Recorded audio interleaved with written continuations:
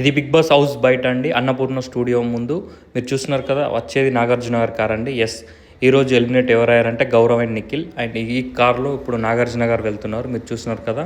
ఈ కార్‌లో సుమారు 3,00,00,000 పైన ఉంటుంది ఈ కార్. ఈ కార్‌లో ఇప్పుడు నాగార్జున గారు వెళ్తారు. నాగార్జున గారు వెళ్ళినాక వెంటనే నిఖిల్ అండ్ గౌరవ్ కూడా బయటకు రాబోతున్నారు.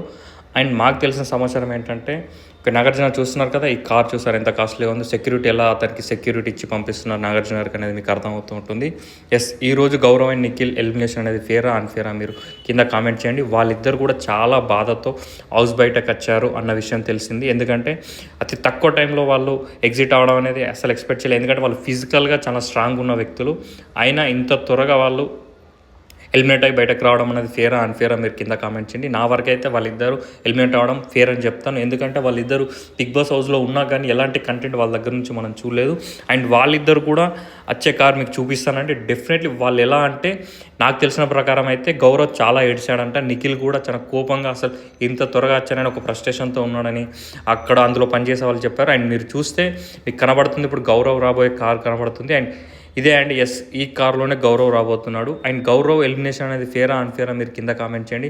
నా వరకు అయితే గౌరవ్ ఎలిమినేషన్ అనేది ఫేర్ అని చెప్తాను. చూసారా ఎలా అన్ని కట్టుకొని వెళ్తున్నాడో మీకు కనబడుతుంది, అర్థమవుతుంది. అండ్ మీరు కింద కామెంట్ చేయండి గౌరవ్ ఎలిమినేషన్ ఫేరా అన్‌ఫేరా అనేది.